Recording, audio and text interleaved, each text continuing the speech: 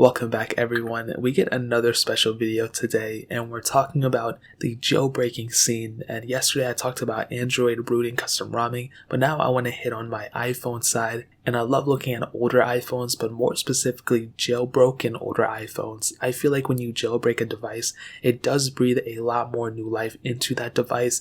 It's not like game changing, but it can be if you know the specific tweaks. Now all these tweaks that I'm going to name do not necessarily require any other repos, which is really cool. So they come stock within Cydia. So I'll leave all the names linked down below, but you won't need to install any other repos, which is awesome. Now, if you are not jailbroken, if you have an iPhone 10 or below, I have two different tutorials. One that if you're on iOS 13.4.1 and below, that's on my second channel, which I'll link down below. And you should only follow that if you have an iPhone 10 or below. But if you have an iPhone 10s or newer, including the 10R, 10s Max, 11, 11 Pro, if you're between iOS 13 and 13.3.1, I believe, you're able to be jailbroken, which I'll leave that link down below as well. So the iPhone 7s right now are selling for about $160 on Amazon. So I'll leave one link down below as well if you want to do. There's so many links down in the description. You guys are going to get so confused, but that's a very, very good price to pay for an iPhone 7, especially when you consider the fact that it's going to be getting multiple more years of software support, which is really cool.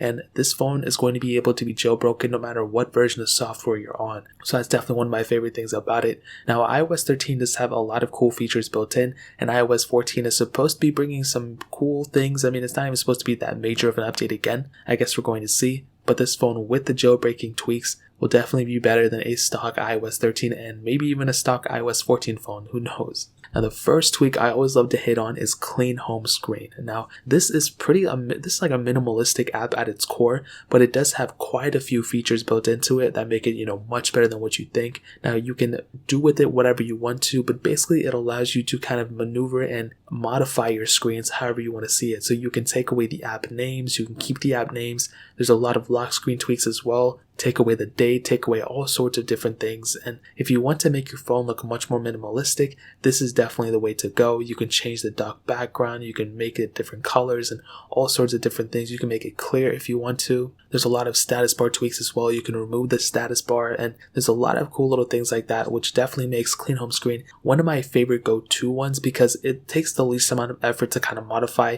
Once you enable it, it already kind of automatically removes a lot of stuff, which is really cool. So I'll let you guys kind of mess with that, but that one is clean home screen. Now the next one is one that I always kind of recommend because especially with these older iPhones. Now with the iPhone 7, we have to admit, I hate saying it, but it isn't necessarily the newest iPhone anymore, but it isn't extremely slow either. But speed is definitely one of the biggest concerns when you're going to go and update your phone. You don't know like, oh, is my phone going to be slower? Especially if you're going to upgrade your phone. If you're going to 11 or 11 Pro or whatever, you're wanting to upgrade mostly due to the speed, maybe because of battery life and camera and other things, but you expect the phone to be faster. But with this tweak that comes pre-built within Cydia, which is no slow animations, this actually speeds up the phone by a lot, which is really cool. And like I stated before, I mentioned this in every single one of my videos, I really couldn't believe it the first time I saw it. It really does make the phone feel much smoother. However, there's a caveat. It doesn't make the apps load any faster. So if you load like Real Racing 3 or some game or Fruit Ninja or whatever, the loading time is still going to be the same, but the speed that it takes the app from you clicking on it to coming to the screen is faster when you enable this, which is really cool. And it just makes the whole entire phone feel much smoother and faster. Even though it really isn't faster, it just brings the apps faster to the screen, which is still, a big plus in my opinion. So that one is no slow animations. Now the next one I haven't hit on too often on these videos, but Safari Plus, especially for an older iPhone, is one of my favorite tweaks and one of my favorite tweaks to recommend when people jailbreak their device. Now within regular Safari, especially within iOS 13, we do have some cool, capabilities here and there. We're able to see our downloads now. We can even show up our downloads in the Files app if we want to. And I think that's really cool. The download manager really helped out a lot within iOS 13, but I still think there's a long way to go. And within Safari Plus, you have so many crazy capabilities, which I'll show you on the screen now. It makes no sense for me to just list them off right now, but there's a lot of cool different things within Safari Plus.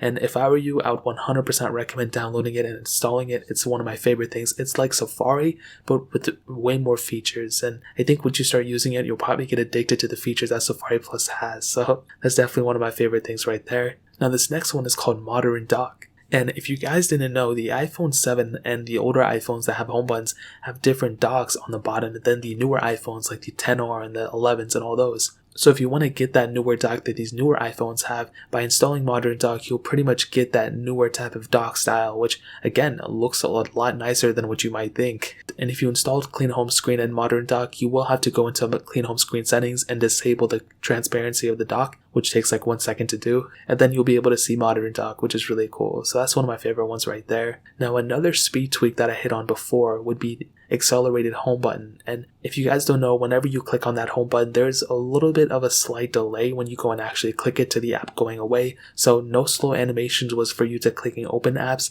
This one is for you to accelerate the home buttons.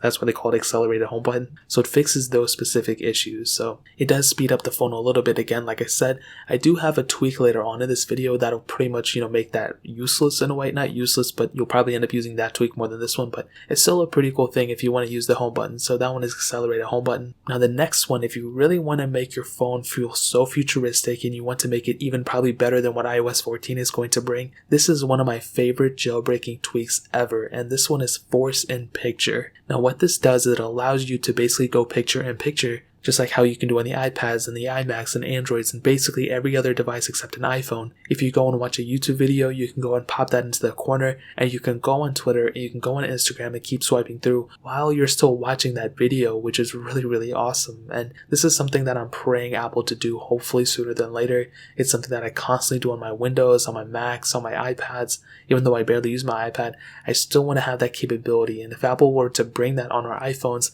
that would be a really cool thing. So Force in Picture, I can't believe we have to jailbreak to do it, but it's better jailbreaking to do it and then not having it all. So now the next one is CC modules, and what this allows you to do is it pretty much puts extra modules in the control center. So whenever you want to go, if you swipe up or swipe down to the control center, you have a dedicated set of tiles that you're allowed to put there. But with CC modules, it brings a ton of more options. Like, it's crazy how many things you can add into it, and you can go from just having just the low power mode to having Instagram and Safari and all these different apps and selections.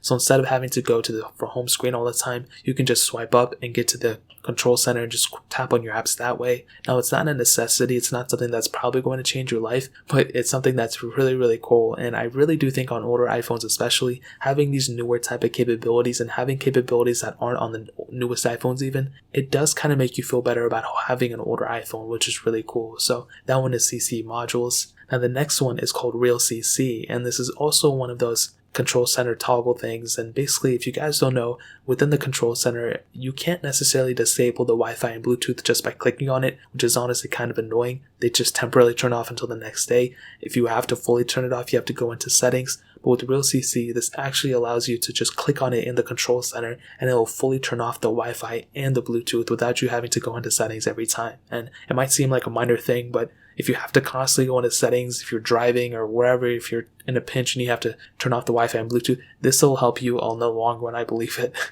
So that one is Real CC. And the last one is one of my favorite ones that I would always recommend to people. And it'll basically feel like you have the newest iPhone, whether you believe it or not. And this one is called Gestures 10s. I think they have to update that name because the 10s is not the newest iPhone anymore. But basically, it brings those iPhone 11 gestures from those newer iPhones onto the older iPhone. So the swipe up, the control center in the top right, so many different things like that. It actually brings those capabilities onto your device, which is really awesome. Now, this in and of itself is one of my favorite jailbreak tweaks to recommend to older iPhones, just because you gain that capability of having that gesture-based design. Even though you still have that home button, it's still kind of funny, but you have that capability on a jailbroken iPhone, which is really cool. And the iPhone 7 handles it very well. I tested it on the 6 and the 5S, and those phones handled it okay. The 6S handled it really good as well, but this one is handling it really nice. So I really do like this one for it being jailbroken and for having those gestures. It really does add like an extra flavor to everything, which is really cool. So to kind of sum up, I'll hit on some brief things. The battery life, I know a lot of people are going to ask. On a jailbroken iPhone, it depends what tweaks you have,